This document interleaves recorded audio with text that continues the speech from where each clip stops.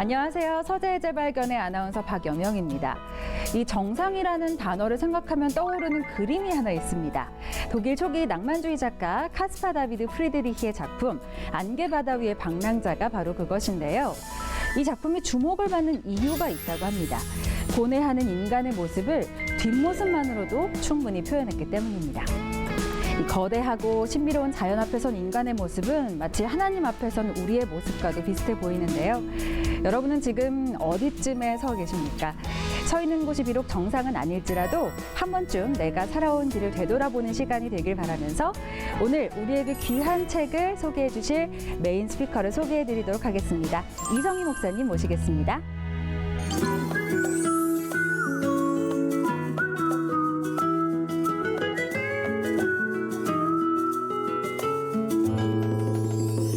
연동교회 원로 목사님이시죠? 이성희 목사님 모셨습니다. 안녕하세요. 네, 반갑습니다. 네, 목사님 안녕하세요. 예. 또 저희 이렇게 목사님을 저희 서재의 재발견의 메인 스피커로 모시게 되어서 너무 영광입니다. 감사합니다. 감사합니다.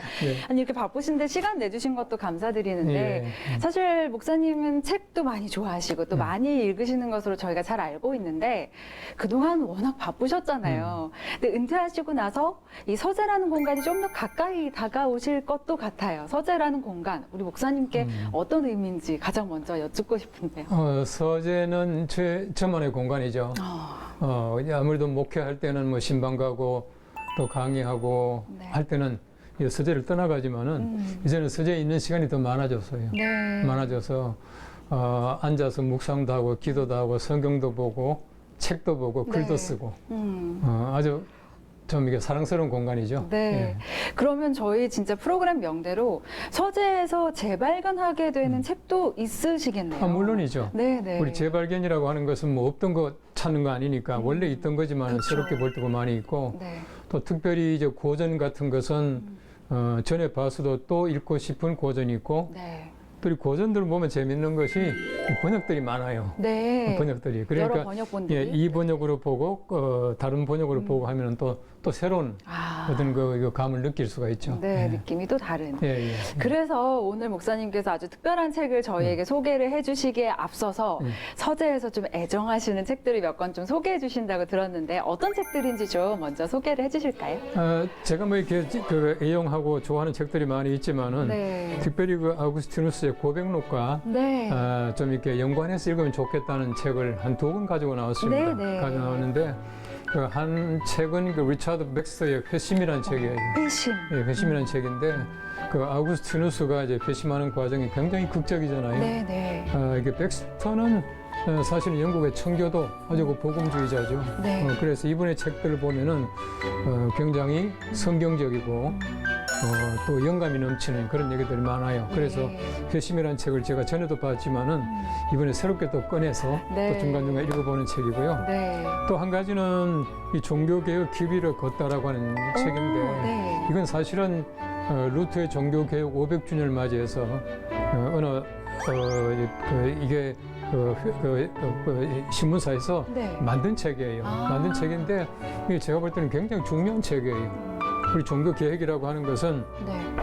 어느 한 시대에 필요한 것이 아니고 우리가 이제 교회가 항상 그 개혁되어야 되는데 이 종교 개혁자들의 발자취를 걷다 보면은 사실은 그 걷는 그 자체가 네. 어떤 분이 말하는 대로 하나의 그 소위 말하는 그 내가 움직이는 내가 이제 걸어가는 성경 읽기라는 거죠. 예, 그런 면에서 우리 종교 개혁 길이를 쭉 걸어가는 건 굉장히 중요하고 그 마지막 부분에 보시면은 우리 한국 교회 공헌하신 분들이 많이 이렇게 거론이 돼 있어요. 네. 이제 그 중에서 저 개인적으로는 저희 아버님도 이렇게 나와 있고 하기 때문에 제가 이 책을 보면서 상당히 많은 감동을 받았고 네. 이 종교 개혁이라고 하는 것이 이제 우리 그 한국 교회 어떤 의미를 가지고 있냐.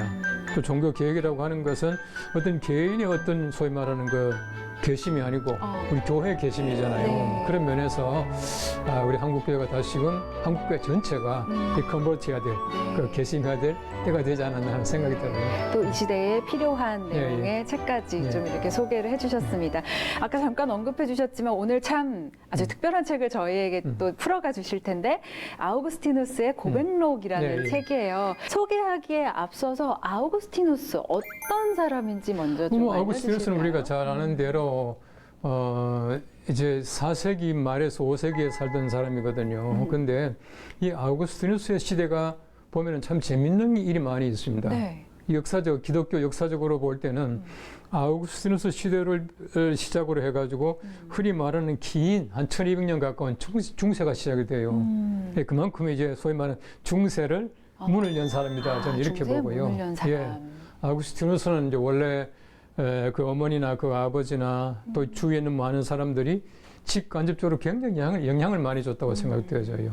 그래서 우리가 이제 흔히 라틴식으로는 이제 아우구스티누스라고 말하지만은 네. 영어권에서는 그 어거스틴이라고 말해요. 네. 제가 이제 미국에서 공부할 때도 이제 그 아우구스티누스 공부를 좀 했는데요. 네. 미국 사람들은 보면은 이름 전체보다는 소위 애칭을 많이 부르잖아요. 네, 네. 애칭을 많이 부르는데 아우구스티누스의 애칭이 뭔지 아세요? 영어식으로? 아우구스티누스의 애칭. 어거스틴의 애칭. 어거스틴의 애칭. 예. 뭘까요? 어거스틴의 애칭은 가스. GUS. 가스. 네. 가스. 왜 우리나라 그 축구의 그 히딩크 감독 네, 있죠? 거스 히딩크 그 히딩크 감독이라고 감독이 저희 가스 하잖아요. 히딩크죠. 네. 아마 그 가스가 아우구스티누스의 그 애칭일 거예요. 예, 이제 그만큼 이제 그 미국 사람들 애칭을 많이 쓰는데 어쨌든 그 354년에 태어나서 430년에 소위 말하는 세상 떠나기까지 네. 굉장한 업적을 남겼죠. 그 초기에 그가 가지고 있던 여러 가지 많은 방탕한 생활, 또 마니교에 빠져가지고 이성주의에 흐르고, 네. 또 신플라톤주의에 빠지고, 사실은 보면 그 당시에 이제 철학에 빠져 있다가 다시금 그 이성이라는 데서부터 소위 말하는 그 어떤 그 신앙, 그 돌아오는 그 과정이 상당히 그 극적이죠. 근데 그 모든 과정을 보면은 우리가 겪어도 괜찮을 만한 그런 과정들이 많이 있고, 네. 또 아주 그 솔직하게 자기 어떤 좀 부끄러운 면들을 다 얘기하고 있잖아요. 네. 그런 면에서 볼 땐 참 훌륭하다고 생각되어져요. 네, 그렇군요. 저도 참 이 책을 읽어나가면 좀 어렵긴 했지만 네. 그래도 아이고 내가 고민했던 내용들도 있는데 라는 생각도 들었거든요. 네. 자, 이제 본격적으로 고백록의 여행 속으로 저희가 떠나볼 텐데 우리 목사님께서 또 어떻게 풀어주실지 궁금합니다. 네. 네, 아우구스티누스의 고백록으로 여행을 떠나보도록 하겠습니다. 네. 네.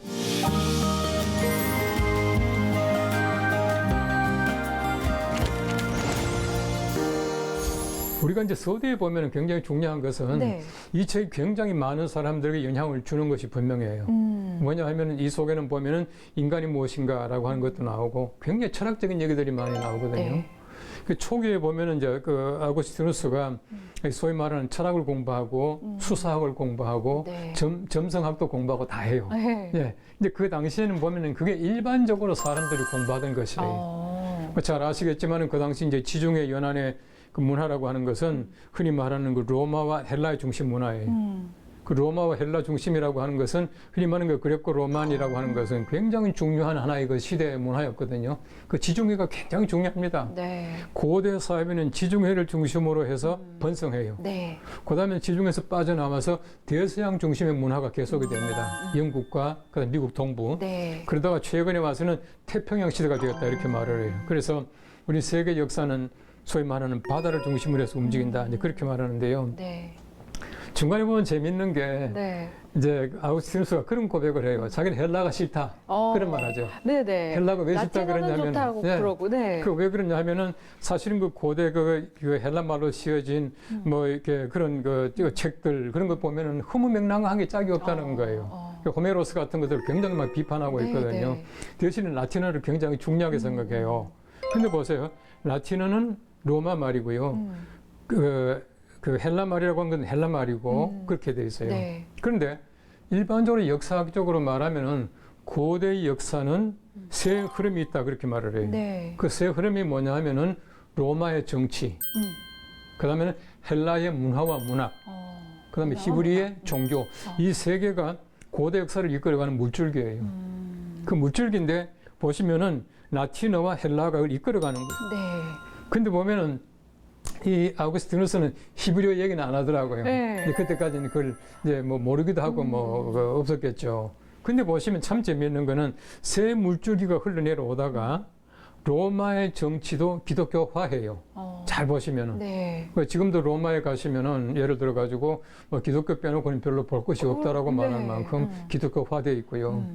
그 다음에는 바울이 이제 그 아덴에 가잖아요. 간 다음에는 그 다음에 그리스가 그냥 복음화돼요. 네. 뭐 잘 아시겠지만 그리스는 지금도 뭐 통계적으로 말하면 98%가 기독교인이거든요. 물론 정교회입니다만은. 네. 근데 그만큼 소위 말하는 로마의 정치나 헬라의 문화와 문학도 기독교화예요. 새 물줄기가 내려오다가는 히브리의 종교에 전부 잠식이 되는 거예요. 그만큼 우리 기독교라고 하는 것은 네. 고대 역사에서 굉장히 중요하거든요. 그런 면에서 볼 때에 이 고백록 속에 제일 앞부분에 나오는 거 보시면은 그 속에는 뭐 점성술 얘기도 나오고 수상 얘기 네. 굉장히 많이 나와요. 네. 또 마니교에 빠졌지 않습니까? 마니교에 대해서. 신플라톤주의에 네. 이제 많이 빠지게 되는데 그 과정에서 보면은 그 어머니의 애절한 그 기도에도 불구하고 사실 보면 굉장히 방탕한 생활을 많이 해요. 참 어머니 말 안 듣더라고요. 아우구스티누스가. 네. 앞부분에 보면은 막 거짓말도 하고 네. 도둑질을 많이 하죠. 네, 맞아요. 그 도둑질 하는데 보면 재밌는 얘기가 뭐냐면은 자기가 도둑질해서 자기가 그 얻은 것이 뭐냐면은 죄를 지었다라고 하는 감정이라고. 아. 그러니까 죄를 짓기 위해서 도둑질을 하는 거예요. 네, 그 감정을 내가 느끼기 먹을 위해서. 것이 없어서가 아니고 내가 부족해서가 아니고 네. 그냥 죄 짓고 싶어서 도둑질을 한다 이런 말이 막 나오거든요. 네. 이제 그만큼 악동이요, 사실은 보면은 이제 그런 어떤 생활을 하죠. 그다음 보시면은 도둑질하고 거짓말하고 하는 그 이유가 또 하나가 있어요. 그것이 뭐냐면 제가 볼 때는 이 아우구스티누스가 그 친구를 굉장히 좋아했던 것 같아요. 네. 그 친구들에게 요즘 말로 하면 왕따가 되지 않기 위해서 외톨이가 되지 않게 하고 그렇게 친구들과 하나 되기 위해서 자기는 그 일부러 도둑질을 하고 친구들이 무시할까봐. 네. 거짓말하고 이제 이렇게 했던 거예요. 근데 그 과정이 쭉 내려옵니다. 근데 그러다가 이 아우구스티누스가 19세 때에 그 호르텐시우스라고 하는 그 철학의 어떤 초대라고 하는 그 책을 읽게 되죠. 네. 그거 읽으면서 굉장히 많은 영향을 받게 됩니다. 그 당시 철학이라고 하는 것은 거기다가 이제 플라톤이 이끌어가던 철학들이죠. 이제 그러다가 그 다음에 이제 신플라톤주의로 이제 변하는데요. 이 플라톤주의라고 하는 것과 그 당시에 마니교라고 하는 것은 이게 불가분의 관계를 가지고 있습니다. 우리 그 고대 역사에 보시면은 예수님 당시도 마찬가지입니다만은 영지주의라고 하는 것이 그 당시에 지중해 연안, 바꿔 말하면 그 헬레니즘 문화를 가지고 있던 나라에 네. 일반적으로 영지주의가 굉장히 강했거든요. 영지주의라고 하는 것은 뭐냐면 페르시아를 중심으로 해서 이게 일어나게 되는데 그 당시에 뭐 조로아스터교라든지 이런 모든 것들이 영지주의에 굉장히 영향을 많이 받고 있어요. 아우구스티누스가 공부한 게 카르타고라든지 로마라든지 아니면은 이제 다른 그 모든 지역들 자체가 굉장히 소위 말하는 그 헬레니즘에 그 플라톤주의에 빠져있던 그런 도시들이에요. 예, 그 당시 수사학이라고 하는 것은 일반적으로 철학 공부하는 사람들 수사학을 다 했어요. 네. 수사학은 말하는 것, 기술 네. 아닙니까?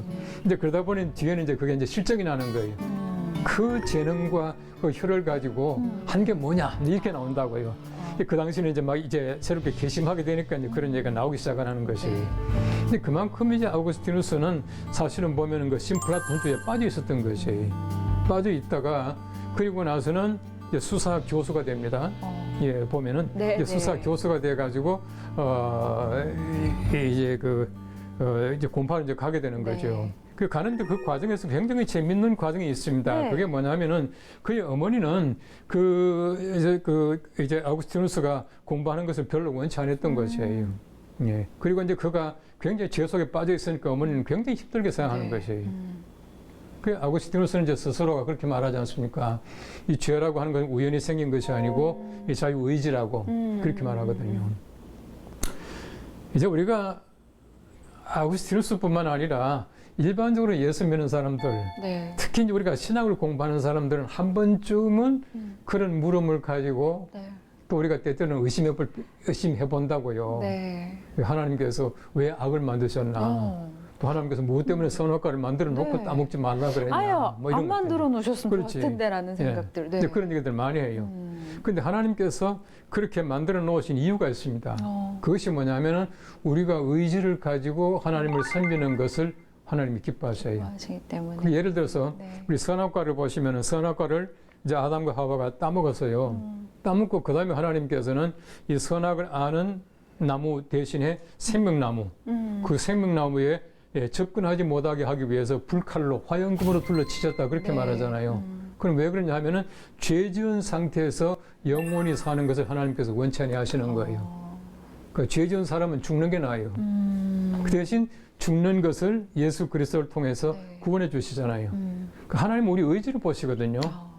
그 내가 그냥 맹목적으로 하나님 섬기고 네. 죄 안 짓게 만든 것이 아니라 죄를 지을 수 있지만 죄를 짓지 않고 하나님께 영광 돌리고 네. 우리가 세상에서 얼마든지 나쁜 일을 할 수 있지만 선한 일을 하고 이걸 주님께서 원하시는 것이에요. 의지에 의해서. 우리가 이제 시편을 쭉 읽다 보면 참 재밌는 말이 나오는데요.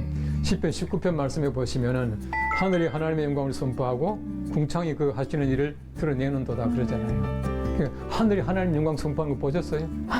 우리가 흔히 말하는 영광 돌립니다 하잖아 우리는. 그렇죠. 그런데 하늘이 한 번도 아무 말도 안 해요.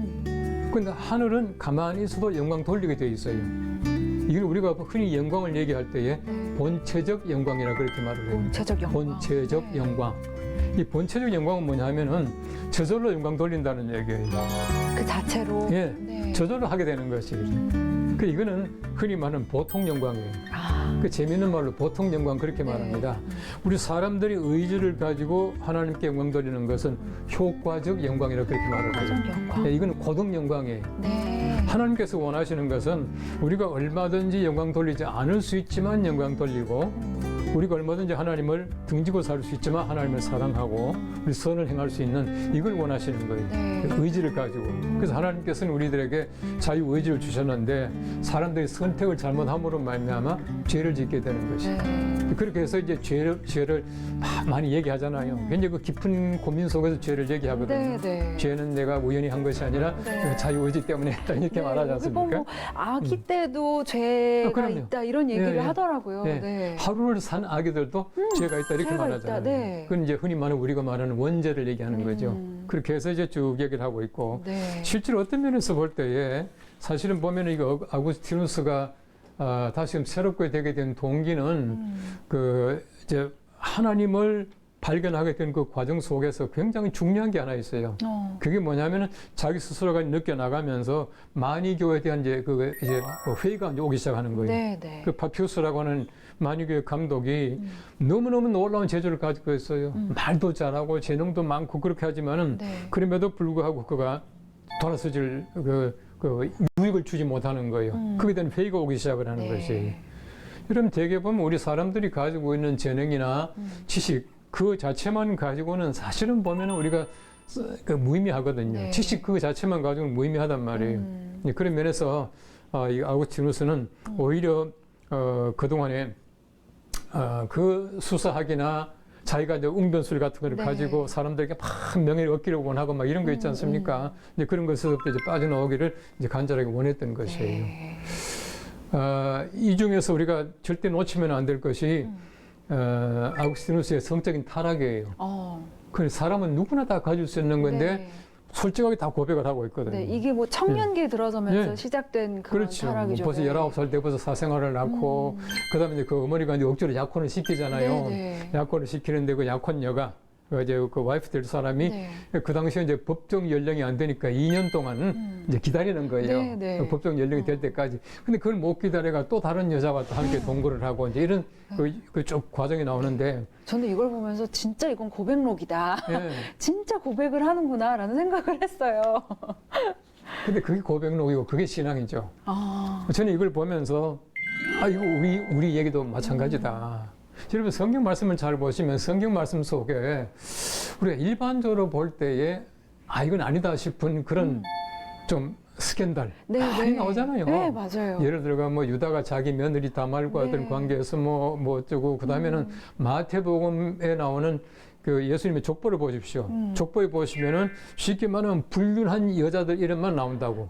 마태복음 1장 말씀에 네, 보시면은 네. 그만큼 성경 말씀은 사실은 보면은 인간이 가지고 있던 모든 것을 감추지 않고 다 드러내는 것이에요. 이게 신앙이고 네. 이게 진실이거든요. 만일에 그것을 감추고 이게 아우구스티누스가 사실은 젊을 때에 그런 성적인 타락했다는 것을 알고 있는데 만약에 안 적었다면은 네. 가치가 없는 것이에요. 그만큼 자기 어떤 진솔한 것을 얘기를 하고 하기 때문에 사실은 고백록이 가치가 있고 우리 신앙적인 우리가 개심이라는 게 그만큼 중요하다는 것을 알 수가 있게 되는 거죠. 네. 그러니까 이 책이 고백록이지만 또 참회록이라고도 하잖아요. 예, 예. 그러니까 어떻게 보면 참회가 그리스도 신앙의 시작이다 이렇게 볼 수도 있는 그렇죠. 건가요? 영적인 하나의 그 고백이 그 없이는 절대 있을 수가 없죠. 네. 우리가 회개한다는 것은 바로 그거거든요. 회개한다는 것은 그동안의 모든 죄를 참여하고 그다음 우리가 그 죄에 다시금 빠져들어가지 않는 네. 거거든요. 우리 예수님께서 왜 가늠한 여인에게 가서 다시는 죄를 범치 말라 그랬잖아요. 근데 한국말은 좀 재미가 없어요. 네. 그 이제 원래 그 헬라어 원문에 보면은 예수님께서 다시는 가서 똑같은 죄를 범치 말라. 그 죄를 범치 말라는 뜻이에요. 예. 그 사람들은 똑같은 죄를 다시금 또 이제 범하기 쉽잖아요. 네. 이제 그만큼 우리가 이제 자기 죄를 고백한다는 건 참 중요한 것이다 하는 것이에요.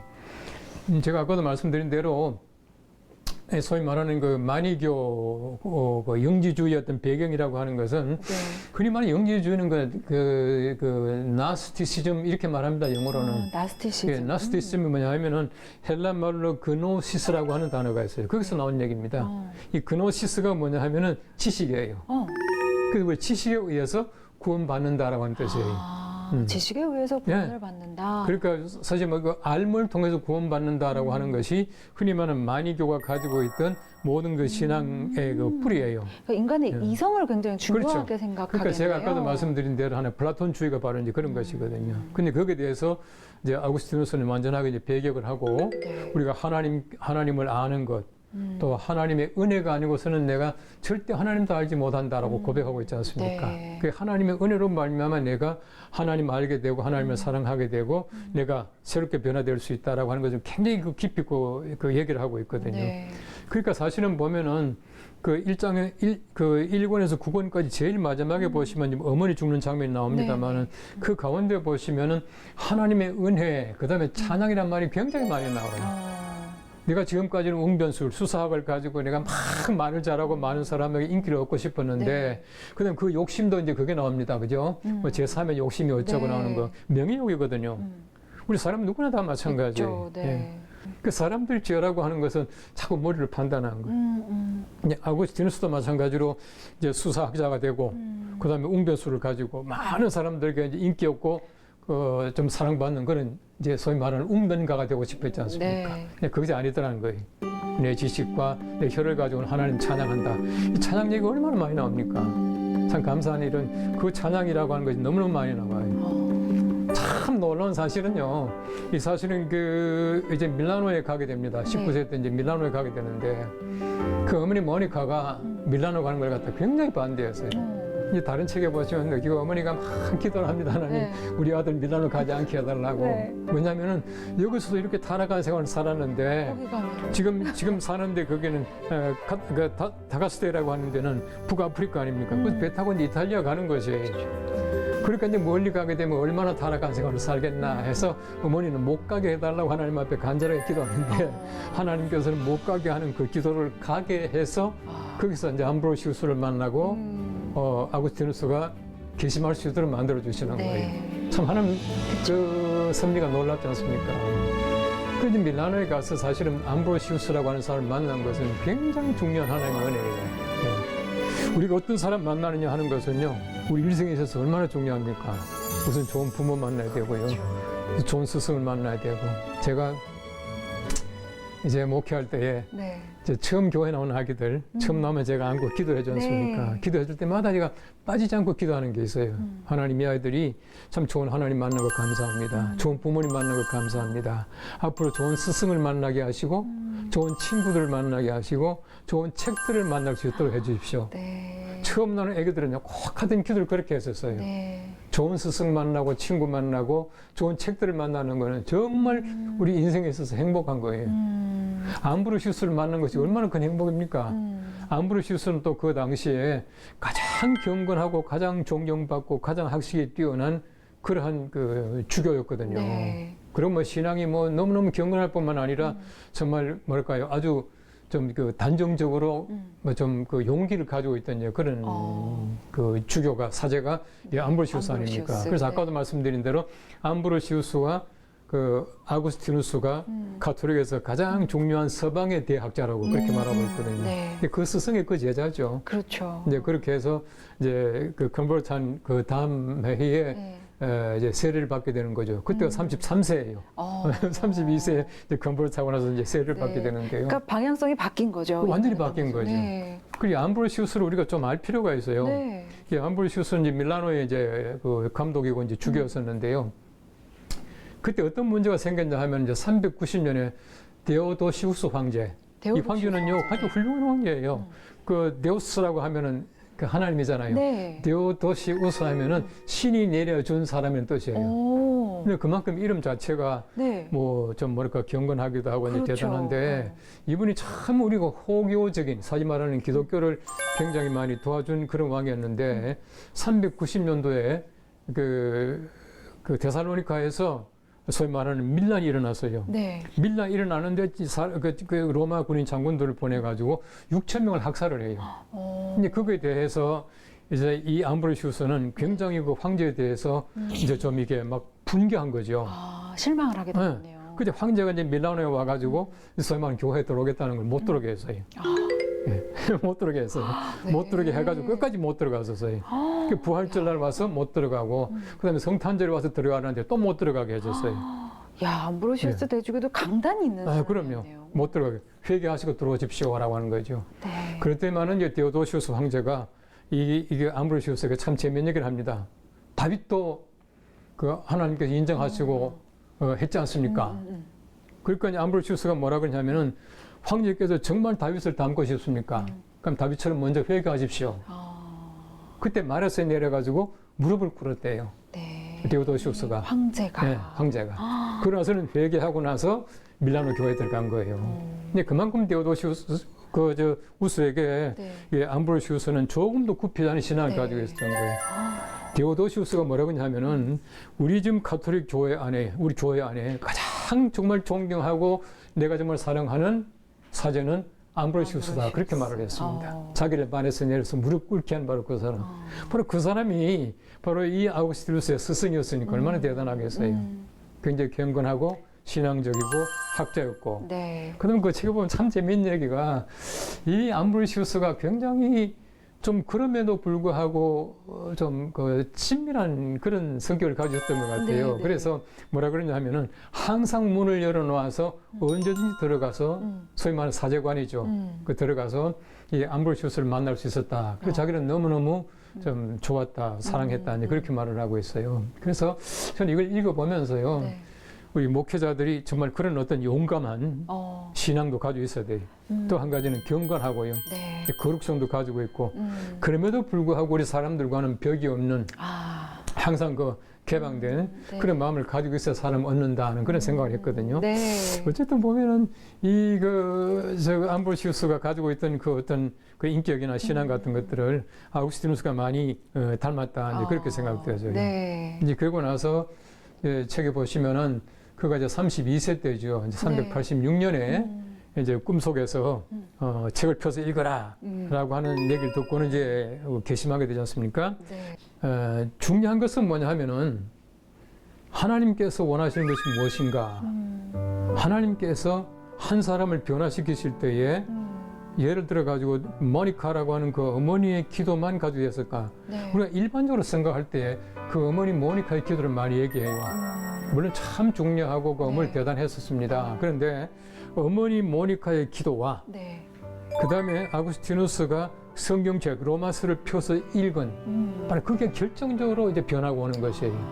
어머니 기도가 쭉 쌓였다가 말씀을 통해서 변화되지 않습니까? 우리의 변화라고 하는 것도 마찬가지예요. 기도만 가지고는 부족해요.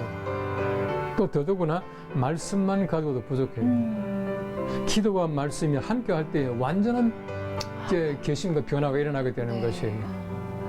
우리가 이제 성경 보시면 성령 강림하는 장면이 참 재미있는데요. 네. 그 장면에도 보면은 사도행전 2장 말씀에는 성령 강림할 때에 기도하는 가운데 성령께서 강림하셔요. 사도행전 10장 말씀에 보시면은 베드로가 그 가이사라 고넬료 집에 가서 말씀을 전하는 가운데 성령께서 강림하셔요. 그거 잘 보십시오. 기도와 말씀이 성령 강림의 채널이에요. 기도와 말씀이. 그 참 재밌는 얘기를 합니다. 기도하지 않고 말씀만 보면은 이성주의에 빠지고 말씀 보지 않고 기도만 하면은 신비주의에 빠진다는 말이 있어요. 영성학에서. 네. 사실은 신비주의와 이성주의는 둘 다가 기독교가 미안하지만 아니에요. 네. 신비와 이성은 굉장히 중요합니다. 굉장히 중요하지만은 이성주의에 빠지고 신비주의에 빠지면은 아니에요. 그렇기 때문에 우리가 신비와 신비주의를 구분할 줄 알아야 돼요. 네. 예, 그래서 우리가 기도하지 않고 말씀 보거나 말씀 보지 않고 기도하는 것은 옳지 않다. 그래서 모니카의 기도와 그다음에 환상을 통해서 말씀을 읽을 때 그 말씀 때는 완전하게 변화되거든요. 네. 예, 그런 것을 쭉 얘기를 하고 있고 그다음에 이제 그 어머니 이 마지막에 이제 그 좀 세상 떠나기 전 얘기들 네. 그 어머니 보면 자녀들에게는 참 좋은 어머니였고 또 주의 종들을 잘 섬기고 뭐 이런 네, 얘기 쭉 네. 나오잖아요. 여기 나오는데 그 참군 그 중요한 얘기라고 생각되어지고 네. 그 중간중간 보시면 찬양 얘기가 참 많이 나옵니다. 네. 1장에서 그다음에 9장까지. 재밌는 거는요. 네. 그 암브로시우스가 굉장히 훌륭한 사제였다고 말씀드렸는데 암브로시우스가 재밌는 거는 찬송을 공예배에 이제 우리식으로 말하면 이제 예배에 처음으로 도입한 사람이 암브로시우스예요. 암브로시우스. 네. 예, 그만큼 이제 소위 말하는 찬송의 역사에서도 암브로시우스는 중요한 사람이라고 그렇게 말씀드릴 수가 있죠. 네. 그다음에 조금 시간이 갔습니다만 그 둘째 부분 10분에 가보시면은 이제 그가 네. 이제 기억에 대한 얘기를 많이 합니다. 네. 기억에 대한 얘기를 하는데 그냥 기억 얘기를 하는 것이 아니고 그가 가지고 있던 모든 것을 참여하고 이제 기록하면서 보니까 이제 기억이라고 하는 생각이 들거든요. 흔히 말하는 기억론 그렇게 말합니다만은 기억이라고 하는 것이 뭐냐 하면은 내가 가지고 있던 모든 생각들이 현재적으로 내가 기억이라고 하는 저장 속에 있는 것을 기억이라고 한다. 그렇게 말을 하고 있거든요. 네. 이건 무슨 말이냐 하면은 좀 어려운 개념인 것 같아요. 예, 네. 우리 기억이라고 하는 것은 내가 그냥 그 옛날 일을 이렇게 했다는 그런 어떤 과거의 네. 어떤 사건이 아니고 네. 내가 지금 현재 가지고 있는 것을 기억이라고 한다 이렇게 말하고 있어요. 그 재밌는 얘기는 네. 내가 기억을 망각했다라고 하는 것은 완전하게 망각한 것이 아니다 이렇게 말하죠. 그건 뭐냐 하면은 내가 이미 완전하게 망각했으면 내가 뭔가 기억이 안 난다라고 하는 것도 생각 안 난다는 것이에요. 그러니까 현재적으로 볼 때는 내가 뭔가 내가 잊어버렸다라고 하는 망각이라는 것을 알고 있다는 것은 완전하게 다 망각한 것이 아니다 이렇게 말을 하고 있어요. 네. 그래서 우리 망각이라고 하는 것을 쭉 얘기를 하는데 네. 어떤 면에서 볼 때는 망각이라고 하는 것은 우리가 가지고 있는 굉장히 중요한 하나의 인지하고 있던 것을 내가 잠깐 상실한 것이에요. 네. 우리 뭐 시각이나 후각이나 미각이나 청각, 촉각 이런 것을 통해서 우리 인지하잖아요. 네. 우리가 뭔가 이제 인지하는데 아까도 말씀드린 대로 플라톤 같은 사람은 그런 것들을 이성적으로 인지하는 것이에요. 반면에 아리스토텔레스는 하나 감성적으로 그걸 인지한다 네. 이렇게 말을 해요. 어쨌든 우리가 인지하는데 인지하고 있던 것이 우리가 갑자기 사라졌다. 이거 이제 뭐 이제 기억 속에서 망각했다 이렇게 말하는데 네. 그럼에도 불구하고 보세요. 예를 들어서 우리가 이제 맛있는 음식을 먹었어요. 네. 이제 피자를 먹었다 가정합시다. 그럼 그 냄새를 내가 기억을 하고 있어요. 그렇죠. 그럼 내가 길을 지나가다가 피자집 앞에 가면 이거 내가 먹던 맛있는 피자 금방 알잖아요. 그 이제 소위 말하는 내가 후각을 통해서 머릿속에 인지하고 있다는 거거든요. 그렇죠. 네. 근데 그걸 모르면 안 된다는 거예요. 우리가 흔히 뭐 치매 얘기도 하고 하는데요. 이제 흔히 이제 이렇게 말하더라고요. 네. 우리가 기억력이 나빠졌다는 것과 치매는 전혀 달라요. 이제 자동차 이제 키가 있지 않습니까? 네. 내 자동차 키 어디 있지? 하고 찾는 거 이거는 기억력이 좀 이게 나빠진 거예요. 반면에 자동차 키가 있는데 이거 뭐 하는 거지? 그러면 치매라는 거예요. 아예 그거에 대한 생각 자체를 잊어버리게 그렇지. 되는 거네요. 자동차 키가 뭐 하는지 모르면 치매고요. 어디 놨던지 모르면 기억력이 없어지는 거예요. 네. 이제 기억이라고 하는 것은 우리 어떤 저장하는 우리 여기 저장고 속에 그 남아있는 것인데 이것이 갑자기 사라진다거나 네. 이제 그 순간적으로 없어지는 것을 우리 망각이라고 한다. 그렇게 네. 말을 해요. 이제 그 아우구스티누스가요. 이 기억만 얘기하는 것이 아니라 그 속에 굉장히 행복을 많이 얘기를 하고 있더라고 네, 보니까 네. 행복이라는 걸. 행복은 그 당시의 고대 역사 속에서 굉장히 중요한 그 뭐라 그럴까 주제 중에 하나예요. 우리가 사도행전 17장 말씀해 보시면은 이제 바울이 그 아데네에 가서 아레오바고라고 하는 데 가서 설교하는 장면이 나옵니다. 네. 그 아레오바고에 갔을 때에 이 철학자들하고 변론하는 얘기가 나와요.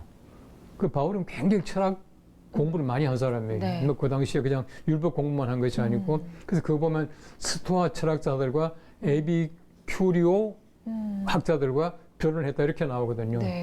근데 소위 말하는 그 스토아 학파들과 에피큐리안 학파들은 그 당시에 굉장히 중요한 철학의 하나 학파였었어요. 그 스토이스라고 하는 그 학파들은 우주론을 많이 얘기를 했고요. 특별히 그다음에 이제 그 에피큐리안들은 보면은 그 철학의 주제가 그 사람들의 행복이었습니다. 그 행복이라는 건 굉장히 중요했거든요. 네. 그 군대 얘기가 나오잖아요. 네네. 어떤 사람에게 너 군대 가고 싶다. 그 왜 가고 싶냐? 행복하고 싶어서. 어떤 사람은 가기 싫다. 왜 가기 싫냐? 행복하고 싶어서. 두 사람이 다가 다른 얘기를 하고 있지만 그들이 추구하는 것은 행복이다. 이렇게 말하고 있거든요. 근데 행복이라고 하는 것도 마찬가지로 지금 아구스티누스가 말하고 있는 것은 내 느끼는 감정에서 이렇게 한 걸음 더 나아가요. 네. 행복이 뭐냐면 하나님께서 함께 하셔야지, 하나님께서 은혜를 주셔야지 행복하다라고 하는 것들은 이제 계속해서 이제 나가고 있는 거죠. 그러니까 단순한 행복의 감정이 아니라 그 이상의 것으로 그렇죠. 표현을 하고 있는 거죠. 예, 사람이 가지고 있는 뭐 예를 들어 식욕이라든지 뭐 성욕이나 명예욕 같은 거 이런 것들 누구나 다 가지고 있지만은 네. 이제 그런 것들을 우리가 욕심만 가지고 있으면 안 되거든요. 우리 예를 들어 가지고 본능에만 살면 동물이잖아요. 그렇죠. 근데 본능 없으면 또 안 돼요. 사람들이 먹고 싶은 것도 없고 성적인 욕구도 없고 명예욕도 없고 이건 사람이 아니잖아요. 근데 거기서 우리가 머물러 버리면 동물이죠. 우리 사람들은 절제 하는 그 마음을 가지고 또 그것을 벗어날 수 있는 네. 예, 내가 이제 그걸 자제할 수 있는 그런 마음도 이제 가져야 된다 네. 하는 것을 얘기를 하고 있어요. 그 2권에서 네. 그 10권이죠. 네, 그 10권 굉장히 기업과 중요한 욕망. 얘기가 하나 나옵니다. 그게 뭐냐면은 우리 예수 그리스도의 어떤 중보자 얘기가 나와요. 중보자 얘기가 나오는데 네. 그 제가 볼 때는 굉장히 중요한 하나의 그 고백이기도 하고 신학적인 주제거든요. 네. 중보가 뭡니까? 중보라고 하는 것은 중간에 서 있는 역할을, 그 네. 미디에이터, 그 중간자거든요. 그렇기 때문에 예수님께서 우리의 중보가 되시다라고 하는 것은 중보자는 양쪽 편을 다 들어야 돼요.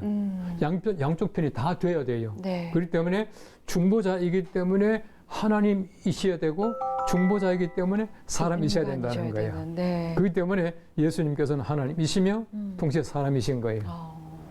근데 우리가 뭐 예수님께서는 뭐 사람이시며 하나님이시다 그렇게 말하는데 예, 지금 이 책을 쓸 때 거의 400년 가까이 됐지 않습니까? 네. 400년인데 315년에 니케아 종교회의라고 하는 회의에서 네. 이미 예수님께서는 참 하나님이시며 참 사람이다. 베레 데우스 베레 호모라고 하는 게 이미 신학적으로 다 정립되어 있었어요. 제가 볼 때는 315년 니케아 종교회의에서 거의 모든 신학 기초는 다 정립이 되어 있었어요.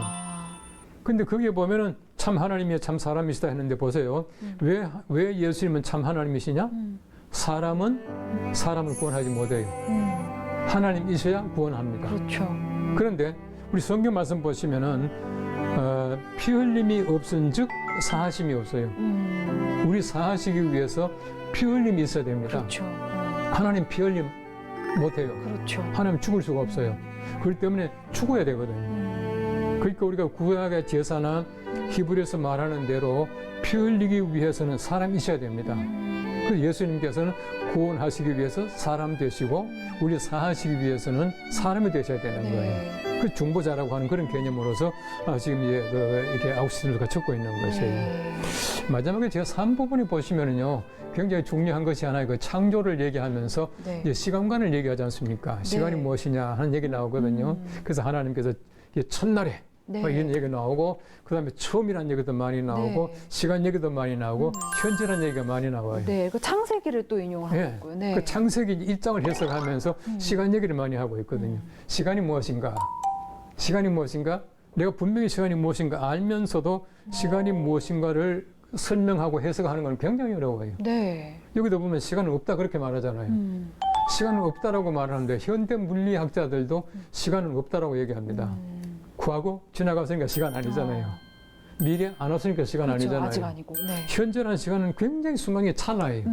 이 찰나기 때문에 사실은 시간이라고 하는 것은 길이로 측정할 수가 없다는 거예요. 그렇죠. 계속 지나가기 때문에. 시간은 길이가 없어요. 네. 그렇기 때문에 사실은 보면은 아우구스티누스도 시간은 없다라고 말하고 있는데 현대 물리학자들도 시간은 없다라고 얘기를 하고 있습니다. 하고 있는 건데 굉장히 중요한 얘기를 하고 있어요. 네. 그것이 뭐냐면은 현재가 무엇인가 하는 거예요. 현재가 무엇인가.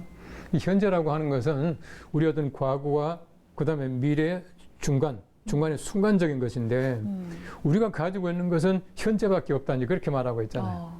이거는 철학적으로도 굉장히 중요한 얘기입니다. 그 철학적으로 얘기할 때에 시간관을 얘기할 때는 바로 이제 그 아구스티누스 얘기를 이제 인용을 하는데 네. 그게 뭐라 그러냐면은 과거의 현재는 기억이에요.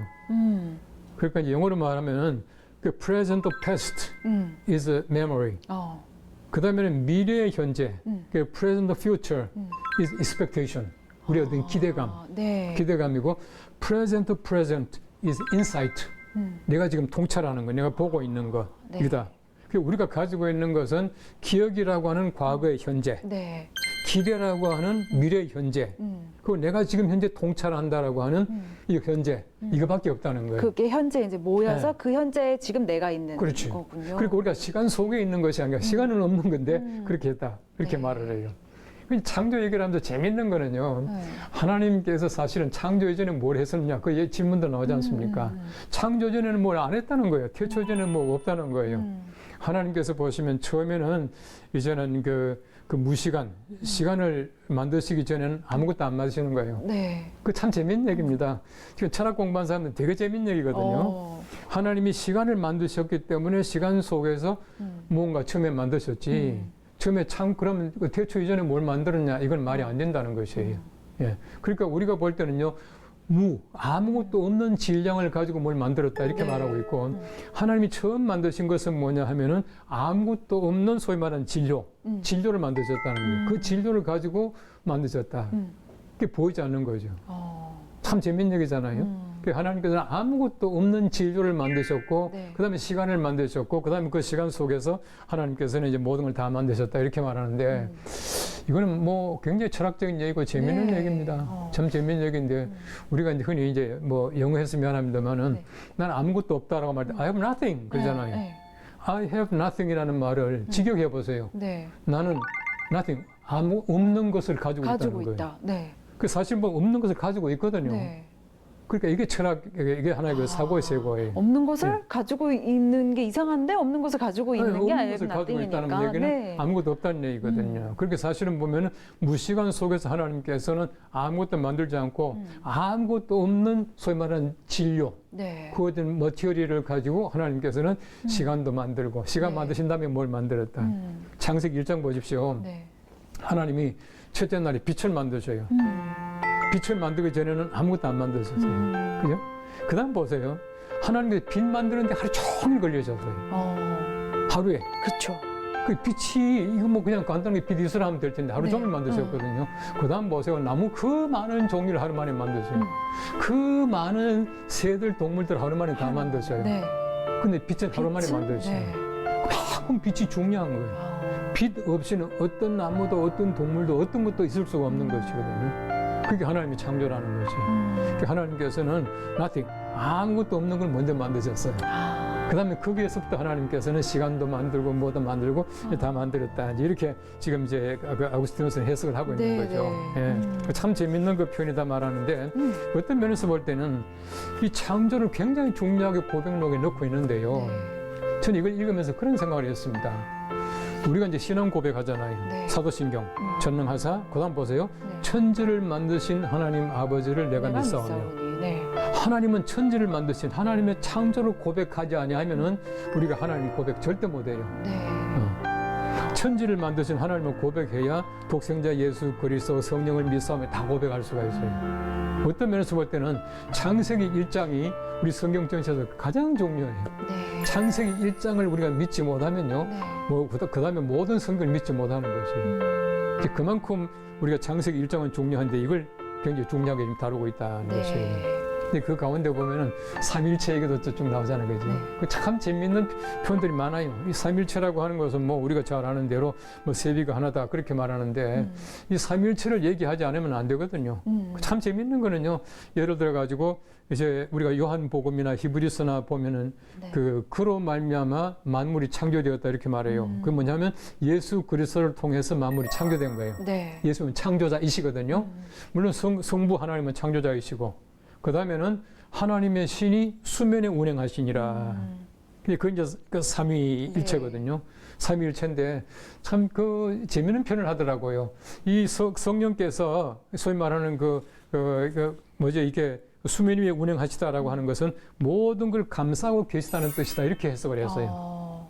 그 굉장히 중요한 해석이에요. 왜냐하면 성령은 보혜사잖아요. 감싸고 있는. 그러니까 이제 보혜사 성령께서 창조 때부터 모든 걸 감싸고 수면 위에 운행하셨다. 네. 이제 그렇게 말을 하고 있어요. 신약에서요. 또 삼위일체가 나옵니다. 예수님께서 요단강에서 세례를 받고 나오실 때에 성령께서 머리 위에 비둘기같이 내리시고 성부 하나님께서 이는 내 사랑하는 아들이다라고 말하잖아요. 네. 그걸 이제 신약 성경에서의 삼위, 성부, 성자, 성령, 삼위의 회동이라고 그렇게 제목을 네. 붙였어요. 어쨌든 우리가 이제 삼위일체가 이제 거기서 나오고 하는데 이 성경을 인용해가지고 창세기 1장에서 얘기하는 것은 네. 굉장히 중요한 우리가 이제 성경 해석이 아니라 네. 우리 믿음의 뿌리를 얘기하고 있다. 그러면서 계속해서 얘기하는 것이 뭐냐면은 하나님의 은혜가 아니고서는 우리가 하나님 알 수 없고 네. 하나님 은혜가 아니고는 사랑할 수 없고 사랑하지 않고서는 우리가 뭐 이렇게 뭐 변화될 수 없고 그 얘기를 계속하는 것이에요. 그런 면에서 이 고백록이라고 하는 것은 단순하게 어릴 때 얘기, 단순하게 뭐 천지 창조 얘기를 하는 것이 아니라 네. 우리의 어떤 그 믿음 뿌리가 무엇인가? 하나님의 은혜가 아니고서는 안 된다라고 하는 얘기. 그다음 하나님을 사랑하는 그 마음을 깊이 심어주는 것이에요. 제가 이걸 쭉 보면서 어떤 생각했냐면요, 참 재미있는 얘기가 있습니다. 네. 과거 없는 성자 없고 네. 미래 없는 죄인 없다라는 말이 있어요. 과거 없는 성자 없고 미래 없는 죄인 없다. 그래서 누구나 다 성자가 될 수 있고. 그렇게 사실은 보면은 뭐 제일 앞부분에 보면은 뭐 이 성자 자격도 없잖아요. 네. 그러나 예수 그리스도 또 하나님 은혜로 말미암아 변화되게 되면은 얼마든지 그런 삶을 가능하게 한다는 것을 얘기를 해주고 있고 그런 면에서 볼 때 고백록이라고 하는 것은 아까도 말씀드린 대로 우리 개인의 고백록일 수 있고 우리 교회 또 우리는 또 좋게 볼 때 내 교회, 우리 교회 고백록이 될 수 있다고 생각되어져요. 그래서 꼭 읽어보시고 네. 저는 뭐 이제 덤성도 지나갔습니다만은 모든 분들이 정말 내 신앙으로 고백할 수 있는 그런 책이 되었으면 참 좋겠습니다. 네, 네, 좋습니다.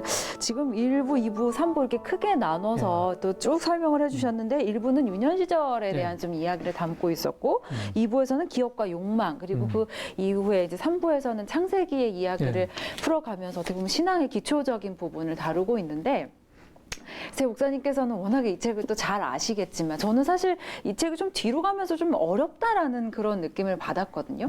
저희가 좀 어떻게 하면 이 책을 조금 더 뭐랄까 좀 쉽게 조금 받아들일 수 있을까요? 좀 팁을 좀 주신다면. 팁은 열심히 읽는 것밖에 없고요. 열심히 읽는 거. 네. 사실은 줄쳐가면서. 보면 우리가 이게 그 고백록이라고 하는 책이 우리가 뭐 소설 읽듯이 읽는 책은 아니잖아요. 네. 그러니까 사실은 보면 어떨 때는 뭐 한 단어, 한 센텐스 가지고 한참 이게 좀 묵상도 하고 고민할 때도 있고 하는데 네. 제가 볼 때는 중요한 건 하나의 이것이 그 신앙적으로 기도하는 마음으로 읽어내려갈 때에 이 고백록이 나의 고백이 될 수가 있고 네. 내가 은혜가 된다고 생각되어져요. 그러니까 이거 하나의 그냥 일반적으로 우리가 뭐 삼국지 읽듯이 읽으면 이거 아무 재미가 없고 네. 감동이 없는데 대신 우리가 어떤 기도하는 마음을 가지고 성경은 아니지만 그런데 이제 거룩한 마음을 가지고 읽으면은 네. 아마 쉽게 읽어 내려갈 수 있을 것 같아요. 네.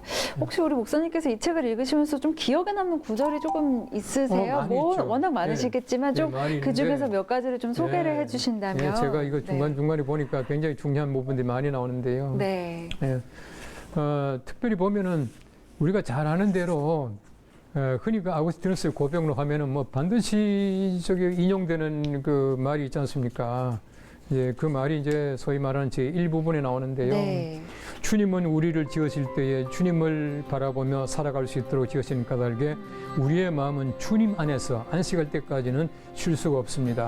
그 1분 1장 제 앞부분에 그 말이 나와요. 그래서 이거는 참 우리에게 중요한 말이다 이제 생각이 되어지고요. 네. 그 다음에 제가 이제 읽으면서 제가 사실은 보면은 좀 뭐랄까요. 아주 제 마음속에 좀 이제 좀 큰 감동도 오고 또 충격도 오는 그런 장면들이 있습니다. 네네. 그 있는데 이제 그것이 뭐냐면은 사실은 온몸에 제가 전율을 느낀 그런 그 부분이 있어요. 네. 이게 이제 소위 말하는 그 제 11권에 나오는 얘기인데요. 11권. 네. 네. 그것들을 지으신 분은 바로 주님이시고 그것들이 아름다운 것을 보아서 주님도 아름다우시고 그것들이 선한 것을 보아서 주님도 선하시며 그것들이 존재하는 것으로 보아서 주님도 존재하는 것이 분명합니다. 하지만 그것들은 자신들의 창조자이신 주님만큼 아름답거나 선한 것은 아니고 절대적으로 존재하는 것도 아닙니다. 주님과 비교하면 그것들은 아름답지도 않고 선하지도 않으며 존재하는 것도 아닙니다. 11권 4장에 나오는 얘기인데 저는 이걸 몇 번 읽어서 이따가 막 정말 전율이 오더라고. 네. 아이고, 어떻게 이렇게 말할 수 있냐. 늘 우리가 생각하던 말이지만은 너무나 아름다운 말이다 해가지고 제가 좀 마음속에 좀 전율을 느꼈습니다. 네, 좋습니다. 저희도 사실 저도 고백록을 읽으면서 뭐 몇 가지 부분에 좀 줄을 치면서 읽어 내려갔는데 사실 우리 목사님께서 앞에서도 이야기하셨지만 이 고백록이라는 것이 우리 개인의 고백록이기도 하고 또 이 교회 전체의 고백록이기도 하고 이렇게 또 말씀을 해주셨는데 참 오래전에 쓰여진 책이잖아요. 근데 이 책이 지금 이 시대에 읽혀야 하는 이유가 있을 것 같아요. 이 시대에 이 책이 가지고 있는 의미가 뭐라고 보세요? 그 사람들에게는 누구나 다가 어떤 이런 그 과정은 다 있다고 봐요. 사람들이 타락하거나 또 죄를 짓거나 아니면 우리 마음속에 어떤 고민을 가진다거나 그 자기 자신이 어떤 해결하지 못할 신앙적인 어떤 갈등 같은 것도 많이 있을 수가 있잖아요. 근데 그런 것들을 이제 그 예수 그리스도의 은혜로 또 말씀으로 또 기도로 이렇게 변화되는 그 과정은 누구에게나 다 있는 것이고요. 어떤 면에서 볼 때는 사실은 보면 어떤 진리라고 하는 것, 진리라고 하는 것은 일반적으로 철학적으로 말하면은 뭐 동서고금을 막론하고 절대로 별치 않는 뭐 무엇 뭐 이렇게 말하는데 사실은 진리라고 하는 것은 예나 지금이나 똑같아요. 우리가 성경 읽어보시면요, 그 로마서 같은 거 읽어보시면은 그 옛날에 살던 사람들의 모습이나 지금이나 다를 게 하나도 없어요. 그런 면에서 볼 때 이 고백록이라고 하는 것은 지금 뭐 이전보다도 사람들이 좀 죄송하지만은 더 타락한 생활을 살기 쉽고 그리고 이제 과학과 또 문화 같은 게 발달하면 발달할수록 사람들은 점점 더 그런 데 빠져들어가기 쉽거든요.